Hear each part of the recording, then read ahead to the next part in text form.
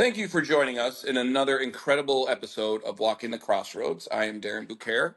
This guy is Firewalker here with the Lilith insignia or sigil behind him. And then these are two wonderful friends of ours, Canaan and Carmilla, who are both scholars of the Goetia and magical practitioners who I respect and care about. How are you both today? Pretty good. Thank Awesome. you. Awesome. Carm, I haven't feeling died it? yet, so How it's was your always day a at the good store day. today? How was your day at the store today? And so do you both Chaotic? work at Sticks and Stones? No, just me. No, so yeah, Carmilla works there. I occasionally teach and just tend to hang out there like Norm from Cheers. Oh, awesome. Yeah. Okay. Yeah. Okay, cool. We just Awesome. we keep him like a pet because he's fun. He's fun to pet. Yeah. He's fun to pet. Styx has, you've never been there, Right. Firewalker, but it has, and we're talking about the Sticks and Stones, which is, I'm teaching a marvelous class on Friday, by the way, in how to create a powerful home altar. So that if you want to attend that, Fairfax, Virginia. But it has that feeling of a place that really thrives on its community and the people that come in. Really, really good vibe. Now, there's no place to really sit and hang out in Marie Laveau's, but it's otherwise there would probably be all kind of people hanging out there all the time too. So there's that. Indeed. That's dope. Okay. Copy that. Copy that. So we're excited to have everyone here because the topic for this episode is what some people would call the first woman or the torturous serpent or a million different other nom de plumes she has, but Lilith, the goddess Lilith. And I was aware that I don't know what Mark is going to share with us today, but I know that Carmilla definitely has a lot to share about Lilith or some of her origins and that sort of thing. So what I know, I mean, I'll just get the ball rolling, or do you want to start, Firewalker? Oh, well, I mean, basically what the novice might know or think is that she's a dark goddess and she was, she left the Garden of Eden because she was not being treated correctly, and she's a symbol now of the divine feminine rising and the first woman, protection of women and all those types of things. But those are the surface levels of her. So yeah, I would definitely be interested, Carmilla, in if you could share maybe your magical origin story with Lilith and how you first encountered her and what the effects of that were, and just your understanding of her in general. We could just start talking about that. That'd be cool. Yeah. I can't really talk about the founding of that relationship without including Canaan, because... Okay. Well, I'm glad he's here then. Okay, beautiful. Yeah, well, that's why I wanted him here. But okay. The long and short of it is that I like getting my hands in everything. If it exists in terms of a magical context, I want to know it. Especially if it's ooky spooky and people just don't want to tell you, or that you get hit with the do your research and that research looks like Reddit. Which, like, Reddit we love research, Reddit. yeah. Reddit is not a historical basis of understanding. There you have it. Words came right out of my mouth. Yeah, it's kind of soft information when it comes to all this stuff. So Wikipedia, it's not. Sure. It's like right. we love. No.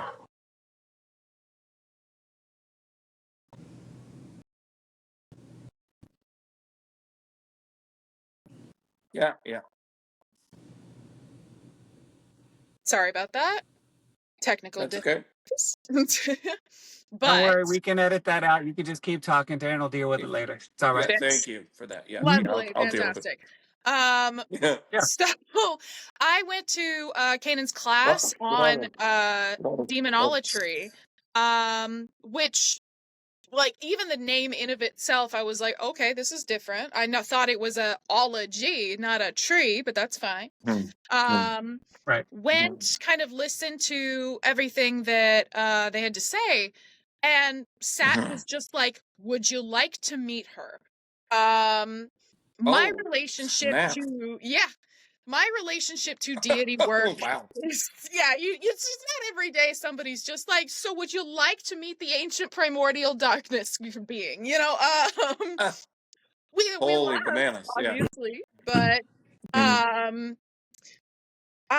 a lot of my relationship with deity work is pretty strained because I grew up Southern Baptist. And so I Okay. don't enjoy answering to a hierarchy. I don't like the idea of this at any point in a relationship. And I really enjoy demonolatry because it's much more business oriented than it is personal relationship. This is still a higher being, right? You still have to come at it with a certain level of respect, but it does not have to be as emotionally involved as a lot of deity worship and veneration is, which isn't a bad thing. It's just not something that I particularly enjoy. For my cousin Joey, can I ask you what demonolatry instead of demonology is? Obviously, the study of demonolatry is. So ology Demon. just sorry, keep going. Go take it away, man. Yeah. Or So that's a question for Mark. Yeah. Or Canaan. Yeah. Canaan. Yeah. Oh, So sorry. demonology is the study of demons, specifically demons listed under the Goetia and commonly believed to be a part of the infernal realm. Infernal realm. So Solomonic, right? Yeah, so like Michelle Ballinger's dictionary of demons would be a good example of that. Sure. She'd be classified as a demonologist. Sure. Demonolatry, the literal definition means the worship of demons. Now, Okay. to put that in a more modern context, a lot of people, it's either worship or working with demons. So what Carmilla and I tend to do is more on the working with as opposed to actual worshiping. Now, that being said, and you know, I'll get more to it when it's my turn, but you know, I do venerate Lilith because I am a devotee of hers. But generally, yeah, it's much more of a it can be a transactional approach, or it can be a working relationship. It really depends on how you want to make of it. So Yeah, that's a personal choice you have to make. In some Or she cases, so makes like it for you, or yeah, I mean, like, so there's like some demons that are just very much like just transactional. I mean, you can have a relationship with any of them, but yeah, a lot of times when there's certain types of workings, it's not about venerating; it's about making payment for an interaction to be manifested, and it really has. It's not a big, religious to do. It's just a contract that's being formed and being worked out. So yeah, I get that. it can be. I mean, you can make it whatever you want it to be. That's one of the things that Carmel and I love about this is it's very open ended. You know, it's like you make it whatever you want to be making it, but it's all about free will and you know the decisions you make. Like a relationship with a working relationship with one of these beings can be something as simple as Boone, asking Boone to help you with finding a new job, and then the requirement that they have is that you have to do a weekly offering of lighting a candle on an altar and offering an orange for X amount of times. It's not nearly what people think it is. There's no blood sacrifices or anything like that. Well, I that mean, sounds a lot of like the divinity worship that I do. It's exactly very Yeah, similar. it sounds like something for Oshun, actually, to be honest with you. It really did. Yeah. Yeah. Oh my God, I did a ton of Oshun stuff in the last 4 days. So, I had my friend all here, right. and she's all Ocean. So All right. So back to Carmilla. We were yeah. talking about you forming a relationship with Lilith because someone said, "Hey, do you want to meet her?" And you said, sure. What happened? pretty much. Or are we not And allowed to that's ask that question? and it's so I'm not going to go into every part of it, but I'm pretty public about my first meeting because I made a painting of her that is currently in Canaan's house. Okay. But that's also what I do. Is a lot of my art is surrounds the first meeting and first contact that I have with certain deities or demons or spirits, whatever else it might be. And this is how I was introduced to path working, which is a huge game changer for me in terms of connecting to higher deities. Because they basically give you, I see your question, I see the hand of questioning. Just for cousin Joey, like we like to do, because some people be listening to this and they don't understand the language we're always speaking. So we want to make sure that they might be able to read in on it. How would you describe what path working is in that context? So path working is essentially like being given direct access to a deity through a string of words and images.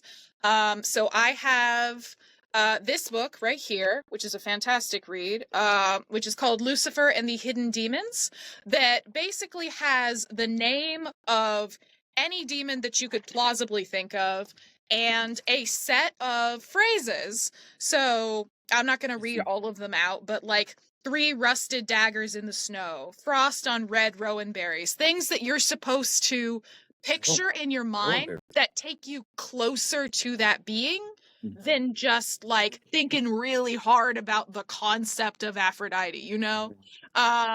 Or Sure. sitting and like meditating and getting to a place of stillness where you can be invited up there, right?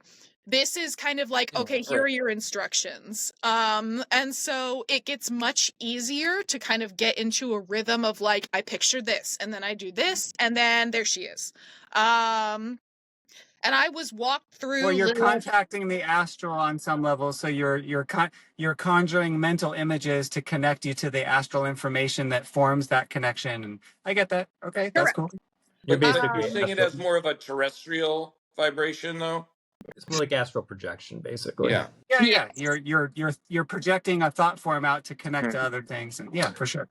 If you read through the book, you'll actually find that it more alludes to the concept that when you obviously you want to get yourself a little bit on, and I don't want to say you have to get like in total, like this kind of like state, but you definitely want to get yourself calm, and then when you go through the motions, the imagery is allowing you to astrally project and connect directly with their energetic source. Right. So yeah, it's kind of like a combination between astral projection and just directly connecting with them. Yeah. Right. And I mean, I think a lot of people do that in different types of path working with different cosmologies and different spirits. And it's the images and the concepts related, like we were talking about Oshun. If you were to picture her and picture a river and picture a pumpkin and picture these things, you're conjuring that deities or that energies, kind of like their environment, what their spirit connects to, and then it gives you a better way to feel them, and they are attracted to that, I guess. So yeah, okay, that's cool. So what else happened? So I was walked through her path working, which isn't actually in the book. It was given to Canaan by Lilith herself, which is also fairly common. Okay. And sat there kind of just having the sort of the nice feeling that you have when you're starting to go up. Pictured all of the different things that are being fed through the working, and then I'm just there in this sort of dark wooded space. And she is massive and just there. Holy shit. And again, I made a painting. Was it wooded like an ancient forest wooded? Yeah, ancient forest, no leaves, lots of fog, very, very dark, lots of like heavy like purples. And nice. She didn't appear as like corporeal as I expected, but like a gigantic like, how many people here have seen Sinbad? I know this is such a out of nowhere reference to like a 2000s terrible animated movie, but a lot like Eris. Not the comedian. Not the comedian. No, right, no, not no, the no. comedian, bro. Yeah. Oh, okay. Not the comedian. It's an animated film from the 2000s that has Brad Pitt in it and Michelle Pfeiffer as Eris, who is the goddess of chaos in Greek mythology. Sure. Oh, Eris, yeah. It was a lot like that, just this endless moving, as if the body is smoke, the hair is smoke, and yet very physical and very present, and very big, like green glowing eyes. And Whoa. I mean, again, what we talked about is between us, but beyond that, came back. Listen, in any way, We respect share all what you your want. privacy. Always share what you want. Like, we just want what you want to share. It's not, no pressure to get into anything that's in your circle, because we all know that there's circles and there's things that are talked about and not talked about. We get that. We just want to know, like, anything you have to share is totally cool. So what I will say about her temperament is just It's very kind. It is very stern. But it's your mom, you know? It's your mom who just wants the best for you and doesn't really care how that's going to happen. And again, it can be a really positive force. I remember especially after the 2024 election, just being distraught over the future and what was going to happen. And she was an incredibly supportive figure during that time because, you know, who else knows about the endless suffering and generations of women suffering through things they cannot control than Lilith, you know? You need that divine feminine, yeah. Yeah. And it has been a very, very healing and empowering relationship that I continue to have. And it opened me up to a lot of other demonic entities that I work with. And they really like having their pictures painted. Oh. It's very, very the amount So of vanity offerings. is definitely part of the equation, right? Would you concur with that, Mark? Or Canaan? Yeah. In the same sense as anything likes being appreciated. Sure. Okay. Yeah. It's a matter of acknowledgement. Yeah. I mean, a lot of them just want to be. A lot of these are beings that used to be gods and goddesses.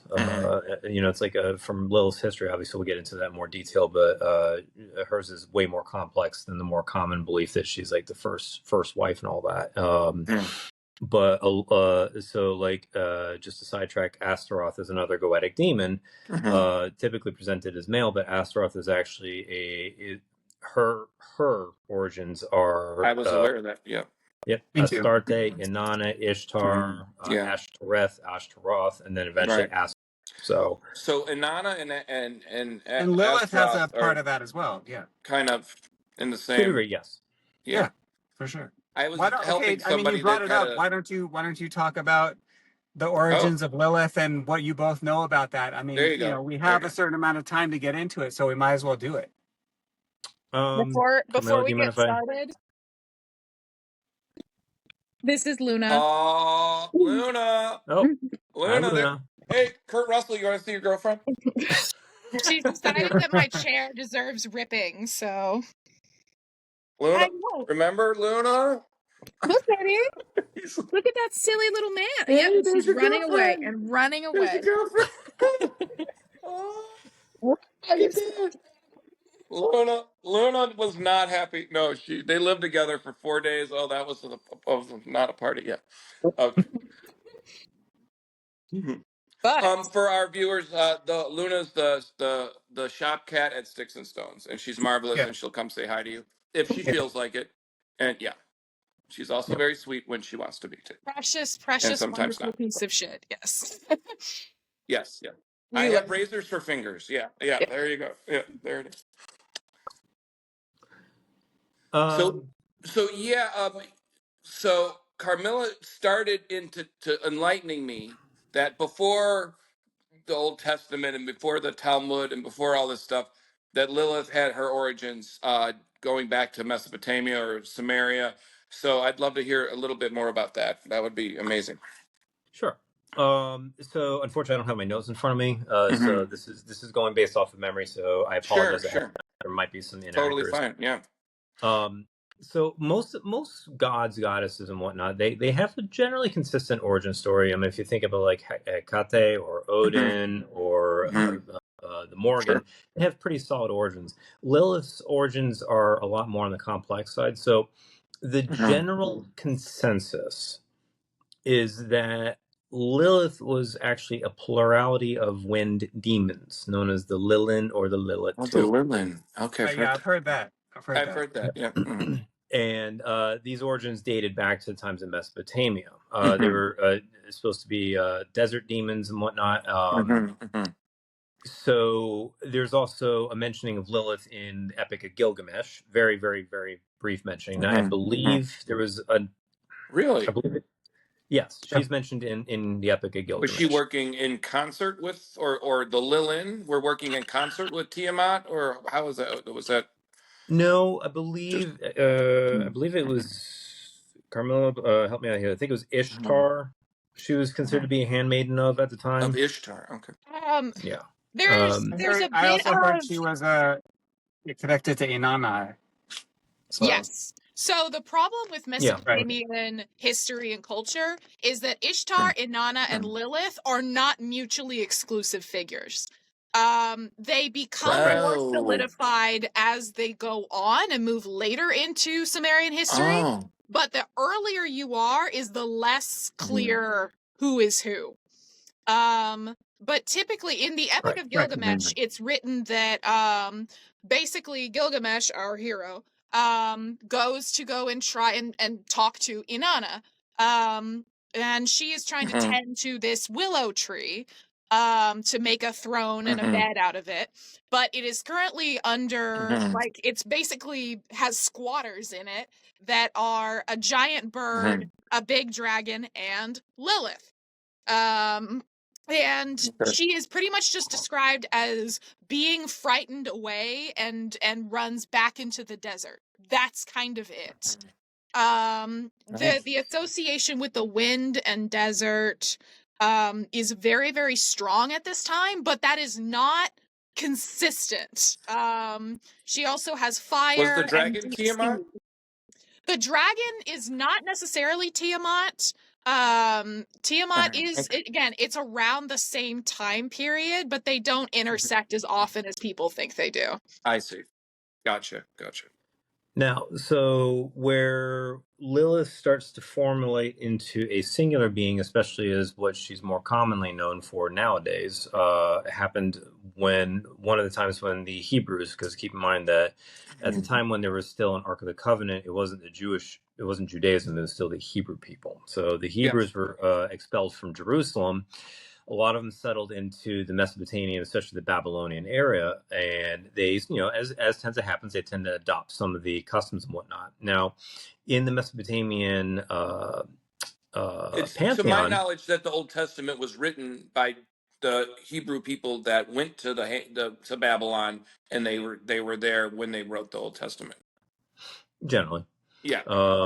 Unfortunately, that aspect. So, I just as a preface, I was actually born and raised Jewish, but unfortunately, my knowledge of ancient Jewish Hebrew history is I didn't do too well in Hebrew school for that class. Yeah, we had a Hebrew scholar come up. Awesome. Yeah, I was actually still reading at the stores like 2011, and told us a little bit about, like, that's why they were definitely painting the Egyptians as slave drivers, because they couldn't go to Shabbos stuff on Saturday. So there's that part. So one of the things that they ended up picking up on was in the Mesopotamian pantheon was a demon. And when I say demon, I stress that she was acknowledged even by modern occultists as an actual demon named Lamashtu. Lamashtu was not a nice person, to say the least. She was known to kill babies and could seduce men to have nocturnal emissions, as we know as having, that sort of thing. Yeah. So that succubus kind of vibes, yeah. Yes. So those myths and stories got merged in with the concept of Lilith, and that is how Lilith became what we more know her now as the that she would kill babies and try to tempt men, like the mother succubus and whatnot. Like the night hag or whatever, that whole thing. Yeah. The concept of her being the first woman is a much more recent invention, a few hundred years.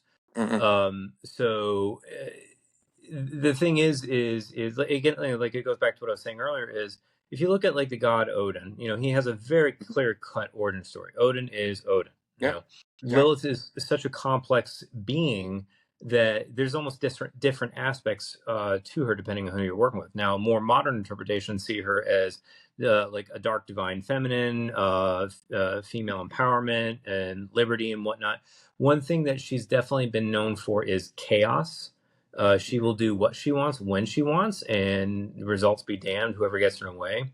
However, is that something that you found to be true, or is that just a property? Okay. Oh yeah. So. Oh yes. So she's not a domesticated entity. She's more of a feral being. Like you can't tell her what to do. You know, she's Yeah, not as I getting it. say, Yeah, yeah, I say not getting the inside problem the with the house. concept.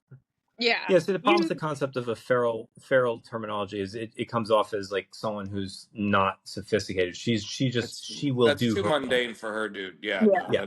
that doesn't cover it. she loves her So I read children, this.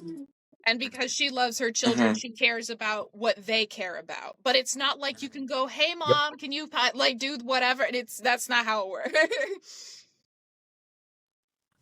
So I read this book, The Torturous Serpent, and it's basically it's jam packed with all sorts of magic and stuff. But it's a novel, and it's a fictional novel. But it puts John Dee in the hero or the protagonist role, and then the antagonists were with sorcerers, the Italian sorcerers that wanted to open up the door for Lilith to just come in and birth all these demons into the world. But what they pictured her as was like oddly, it's exactly what you kind of described. It was just this amorphous, like feminine figure, but she was like like a more shapely version of like Willendorf, but it just kept moving and shifting and changing and all this stuff. And it was so wild for you to like describe it a little like that, because that's what the way she looked in the book too, and just constantly like there's the genesis and things birthing like constantly going on.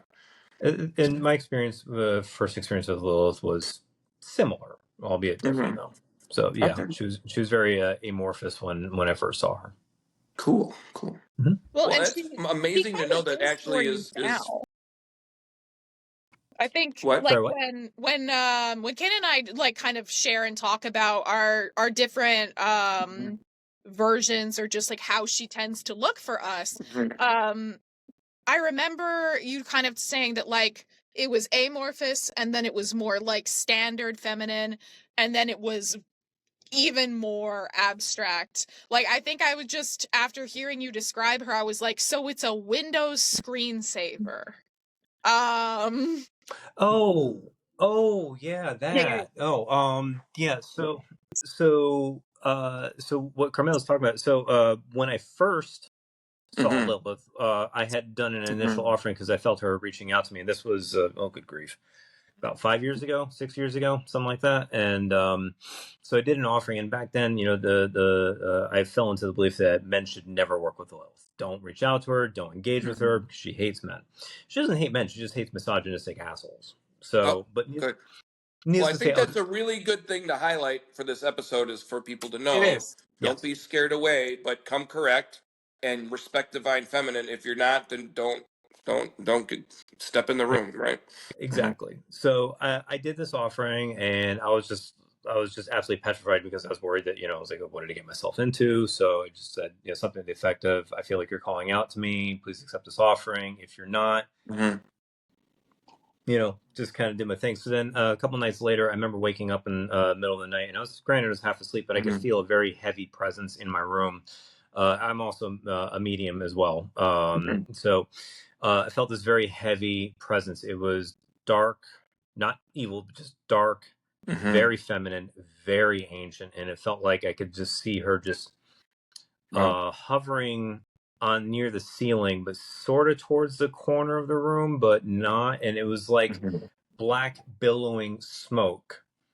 Wow. I could see the faint outline of somewhat reminiscent of a feminine A form, but feminine outline. long black flowing hair. And that was my Oh initial my gosh. That's impression of super her. cool. Now, what Carmilla was describing the second time, I had recently, about a year and a half ago, I'd done a past life regression, and it's also doing like a life between lives. So I ended up spending some time during this regression in the life between lives, and I had since learned that I had made an agreement with Lilith prior to incarnating into this life. So I actually Oh, saw a representation of her. It was difficult to explain, but it was just like she had no human form.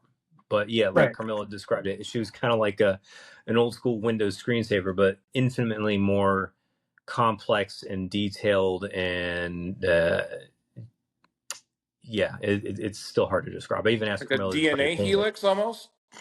Sort of. It was more I'm like kind of getting stuff from you. Yeah, I don't know Yeah, what we're yeah, no, talking I about. get Yeah, that too. It's kind of like yeah, she's yeah. a formation of particles, but not really dense enough to be physical, and that's interesting. I mean, a lot of spirits and things manifest that way. I have another quick question for you. What do you think about the idea that Lucifer and Lilith are the male and female principles that, when joined, are Baphomet? Because I've heard a little about that. Do you know anything about that, or is that related to any of your studies? I don't personally subscribe to that, because Tell me why. Lucifer and That's why I Lilith. wanted to ask you, because I don't know what they're talking about, but I want to know what you thought about that. Lucifer and Lilith have two very different origin stories. Lucifer was originally I hate to phrase it like this, but this is to be accurate. It was a minor Roman deity of the dawn. So he was a Roman goddess. Son of morning. Yep. Right. Yeah, exactly. He's another example of over time morphing into something different, into what we know now, which is, and again, there's a lot of Christian mythology that's been kind of sprinkled into it and kind of alters it a little bit. But she's her own person. This concept that her and him are. I mean, you could see that he is the dark masculine, she is the dark feminine. You could look at it that way. I do not. I actually work with both of them. And they're different aspects of similar energy, but they're their own separate beings. And this whole concept of Lucifer and Lilith, and they're mated for this, like, no, that doesn't strike me. That's just a little bit too simple for you, and I understand that. Another question I would have is, for people that don't really understand the concept of people that work with demons, like, yay, demons, like, you're like, that's fun. Some people are scared of that, to right? That point, yeah. Right. So some people are scared. That's why I asked you about the Lucifer thing, because a lot of people are concerned or interested, depending on who they are, on Luciferian technology and what's going on with all of that, and Lilith. And there's a lot of iconography of Lilith and Hecate and Persephone, a lot of these dark goddesses coming back into the fold. I work in a place where consistently people come in all day buying these things, and there's a huge interest. So I would want to know from someone who really Baphomet statue, like, looming right over you. Yeah, as an unrelated thing, but of course, you've got to explain what it is to everybody too. They like freak out when they go. Right. Yeah. But I talk about this stuff all day. But the reason I'm asking these questions is because the comments that I get are, what are these things, and why would I ever want to work with them, and how could they be good for your life? So, I mean, for someone who works with demons, what is a demon to you? If you're not afraid of it, why is that? And what is it? What about those practices is positive for you, or at least something that you can give some type of growth about? Like, if it's not just, you know what I mean? Like, do you understand where I'm coming from?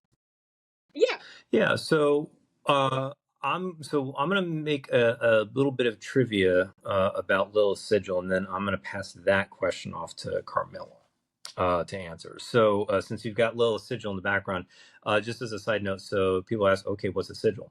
A sigil, in a nutshell, is basically the spirit's calling card. Its logo, if you will. A lot of people will use that sigil as a form of being able to connect with them through various. Thank you. Yeah, good. Yep. Good call. Just if you were trying to do it right now. Yeah, go ahead. Yeah. Good looking up. Right. Okay. So a lot of the sigils out there are either found in the Lesser Key of Solomon's or even older versions, other grimoires. In fact, actually, the more common sigil of Lucifer is actually not his original form. It's a very different sigil. But typically, these sigils are extremely old, hundreds and hundreds of years old. The fun part is Lilith, up until 2008, had no sigil. That was actually created and was posted on a live journal. So live journal? Yeah. Wow. The person so there's a website called There's a website called the Library of Lilith, and that's a great source for people who want to learn more about her. And it does actually have a link to the original posting. Unfortunately, the images aren't there anymore, but you can talk about how the person used a lot of the imagery that's used, the artistic flair that's used in these sigils, they used to create this one. And it's like perception equals reality. Intention will create your reality. So if enough people will funnel their energy and their focus into something, it can become real. So even though this sigil was just created barely 20 years ago, people use it extensively. So it's doesn't probably been matter if used it was more just than a created. lot of other things for her. I mean, if you look It's at it, also I mean, very there's so close much to interest. the Veve of Papa Legba too. It's very, Sure. it's not too Yeah. far off the mark on that one. Yeah. Well, I mean, you're talking Okay, to Which the is so person that actually drew the modern Veve for Marie Laveau that's actually disseminated from Marie Laveau's, and I was just doodling. So someone drew that, I drew something else, and now it's all over the world as one of Marie Laveau's symbols. So it doesn't always matter who the conduit is, I guess. You know, it's just getting out there. So you were going to pass the conversation back to Carmilla? Yes. yes.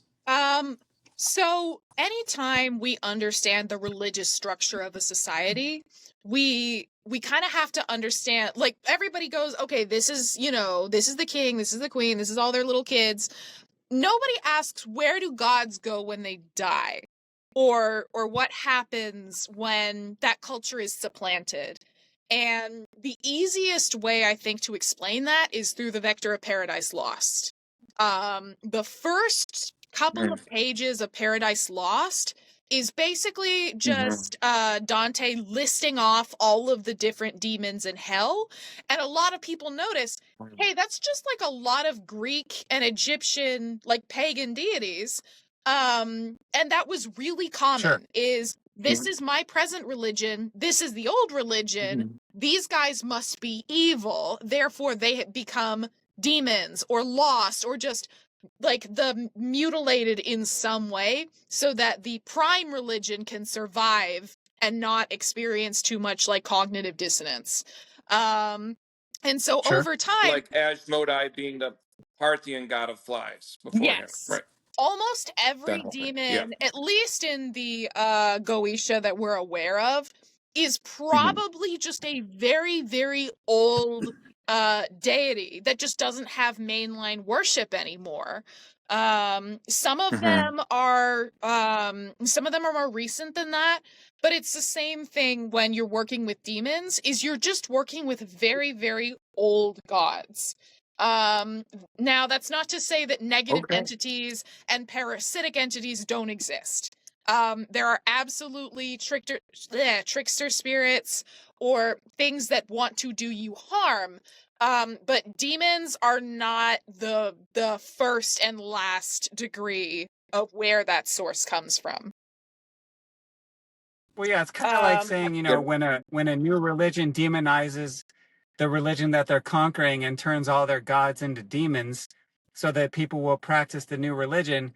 It's kind of like saying all of those. What's messed up about it, I think, is that a lot of these entities that had a lot of worship, had a lot of positive things, had a lot of natural forces involved with them, they get turned into these scary things so that people don't want to work with them anymore. But then you move forward and then people are working with them and thinking that they're badass because they're working with a demon that's so frightful and so badass. But the truth is that they weren't actually originally that.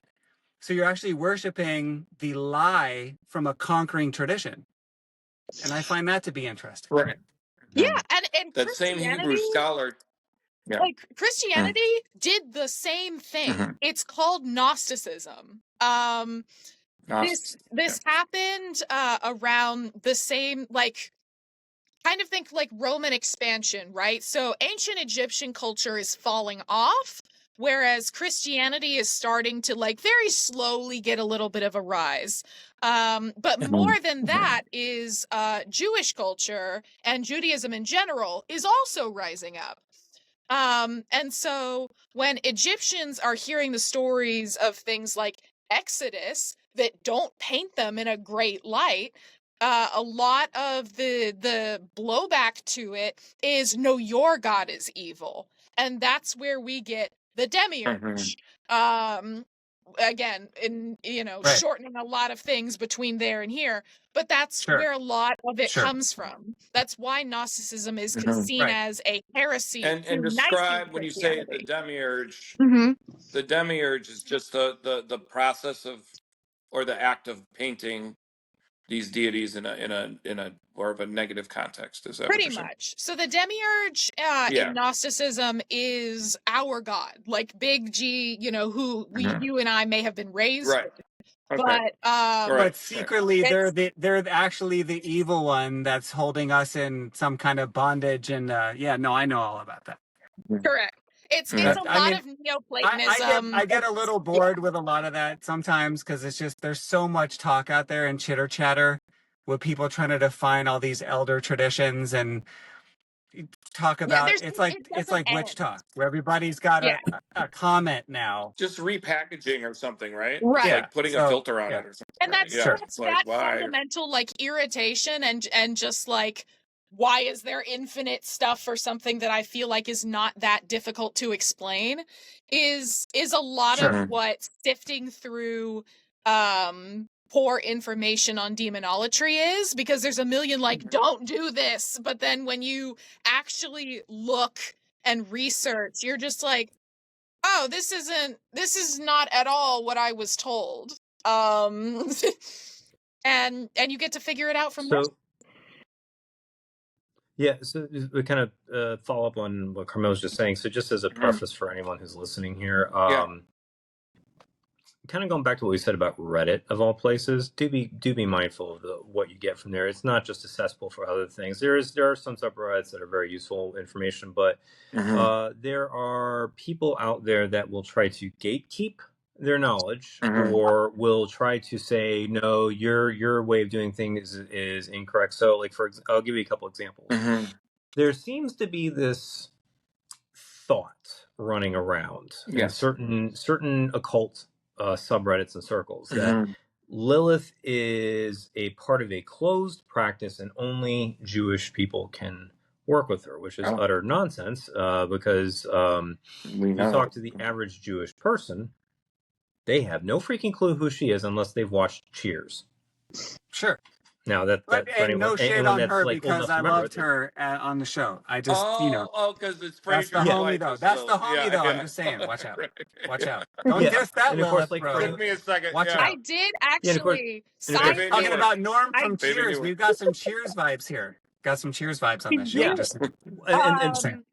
the yeah, one so Norm funny and thing Lilith has adding been brought on to up. that, Yeah. yeah, is Cheers. I Yeah. actually, some of my close friends are what is it? My close friend Miles is currently dating a Jewish woman whose sister actually Mazel just tov. got back from Tel Aviv and has been studying the Talmud and all of it.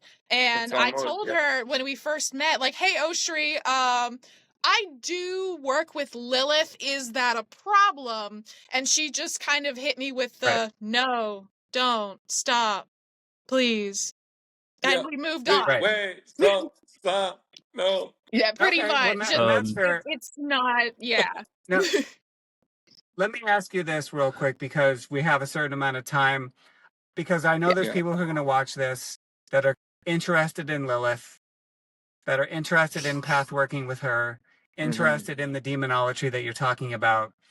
How would you approach that subject just in an introductory level and from a novice level? Like, how do you approach something like that, and what are your tips to doing that? Because I know a lot of people are curious about that right now. That's why we wanted to ask you. And in a way that is safe as well.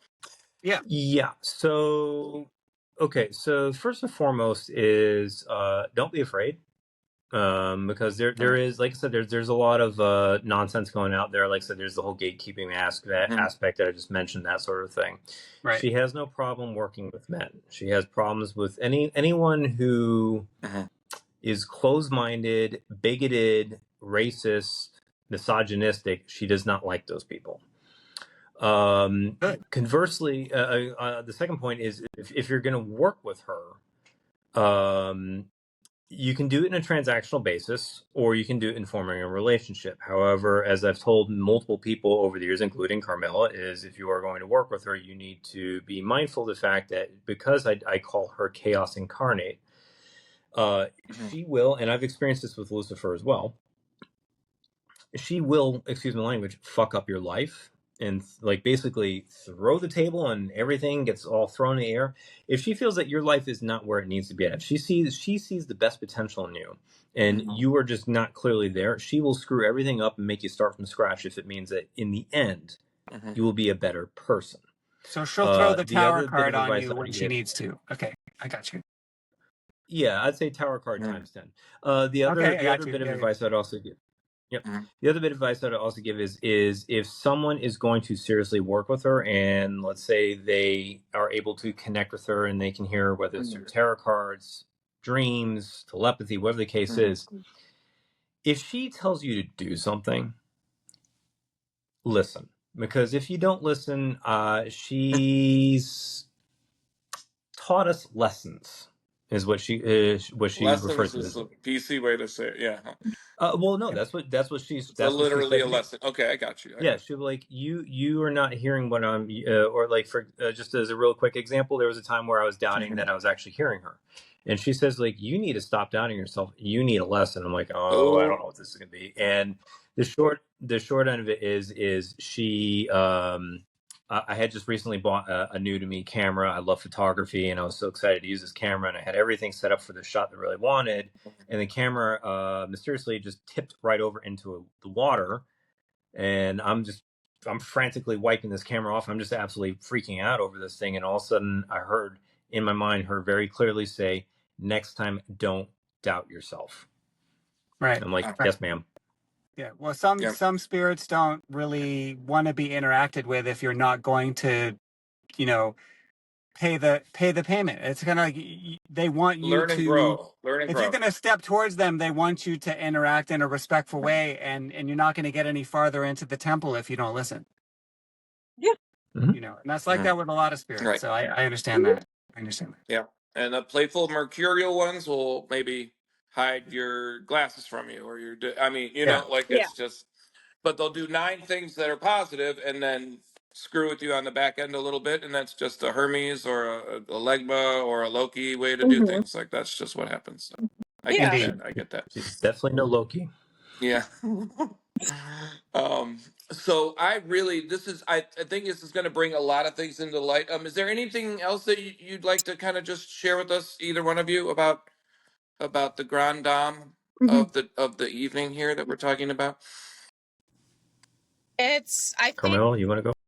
yeah, I mean, again, I could yap and If you yap were for talking to ages. somebody, like if somebody said to you, if somebody said, "Hey, I would love to know more about how do I get connected to her? What do I If do? you're a baby How witch and do I you're do watching this?" this, Yeah, that's what I'm So saying, because I yeah, get these questions well, all the you can time. share one more thing. What would it be?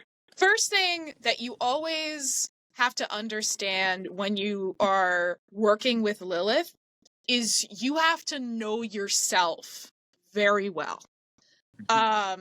Because you have to be able to trust that what is happening is in your best interest, and that that you are not insane. And that's hard. It is really hard to be involved with all of this. I've been practicing for years, and yet there are still days that I wake up and go, okay, I need to be on antipsychotics. I've been making everything up. I'm crazy. And it's whatever comes to you is okay. There's no book that has my name and my soul in it that I sold off to have infinite power.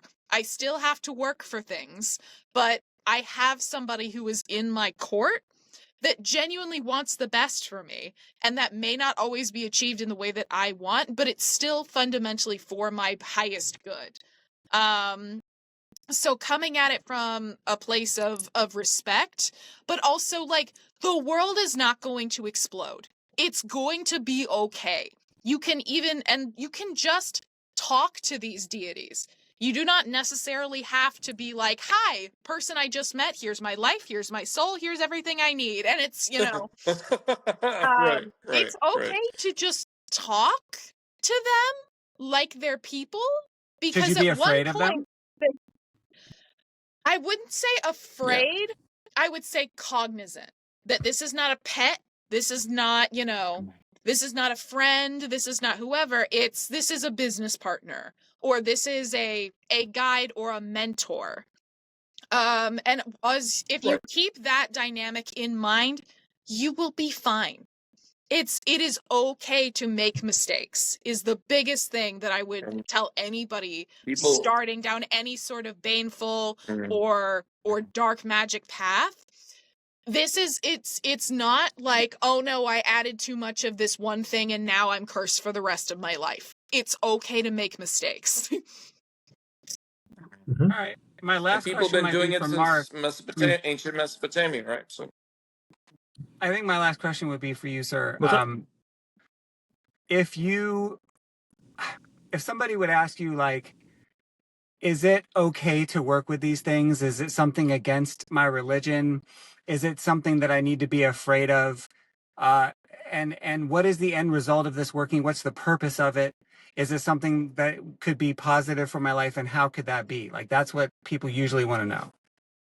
Because there's been so much misinformation about anything that's not Judeo-Christian. There's so much. I work in a place where people walk in afraid all day. All day. I see people that are scared of what we're doing. So I have to explain this all day. Mm-hmm. But from your perspective, when it comes to demonology, what do you think? So, a few points. First and foremost, a lot of people come into the occult with religious trauma. Just like whether you're raised Southern Baptist, raised Catholic. I didn't have that religious trauma because Judaism is not that traumatic. At least I don't think it is. But that's just my personal opinion. But I came into it with the belief that I just felt like there was something more out there. But these beings are used to working with people that are coming from some form of religious trauma. That being said, when you start working with them, if you treat them as you have been raised to believe and come at them with a confrontational or an aggressive standpoint, you need to be extremely careful in what you're doing. Otherwise, at best, they will just ignore you. And at worst, they will teach you a lesson to stop screwing with them. More often than not, they are willing to work with you. Some will just say, like, nope, I'm not interested, just go away. And then you just take the hint and you go. The benefit with working with them, it's, just like, why would people work with Hecate? Why would people work with Hermes or Zeus or Odin or Thor? Everyone, these beings are no different than any of these other beings. They just might be a bit more. So I guess one we could look at it, it's like a sense of duality. Like human nature, they have a lot more humanistic aspects, though they are not human and never have been human. So they can have their good sides and their bad sides, but there's really no difference in working with them than any other beings. It's just what they are capable of doing can be different. So I wouldn't go to Odin if I needed financial assistance. I would go to Boone. I mean, Duchess or Duke Boone, depending on how you perceive them, is known for being excellent with spirit communication and finances. Lilith, obviously, I go to because I was drawn towards her, and she is the embodiment of empowerment, strength, independence, and obviously chaos. Also sexuality and sensuality. So Canaan, do you work with the All Father as well? A little bit. A little bit? Cool. A little bit. I have his statue in my office. He's in the corner of my office, and no pun intended, he does keep an eye on the people who come in and just one. Yeah. I love it. But just so one thing I would recommend is for anyone interested in Lilith, there's a plethora of different resources out there. Like I said, there's the Library of Lilith. That's just a compendium of different sources. The book that got me on that path is a book called Embracing Lilith by Mark Williams. And I found it to be very, very interesting. This is a gentleman who has been devoted to Lilith for a good chunk of his life. And interestingly enough, so just a little tidbit of information. So when Carmilla was describing how she saw Lilith, you remember how she pointed out that she had like vibrant green eyes? Yeah. So Carmilla sends me this photo of the painting, and I was just completely blown away. And then a couple weeks later, I decided to go back and reread this book that I haven't touched in a few years. So I stumbled upon things you need to do, and he talks about offerings and doing prayers. And then he goes, Lilith's appearance, and I just happened to have it up because I still highlighted it. Lilith will appear to you in a number of guises based on what you need and what you expect. Usually her hair is red or black with bright green eyes. I'm telling you. So that's why with a I'm big not on WTF. schizophrenia meds. There you go. Yep. And it's no joke that they described her very similarly in the novel I read as well too. Like it's all cogent. It's all, you draw a line right through it. Well, I want to yeah, when we thank look at, Canaan and yeah, Carmilla for being here. You guys are indeed. amazing, and thank you. There are so many people that are really going to benefit from this knowledge, and hopefully, the Great Mother will benefit from it as well to some degree. With people will be a little Indeed. more educated when they go and try to engage with her.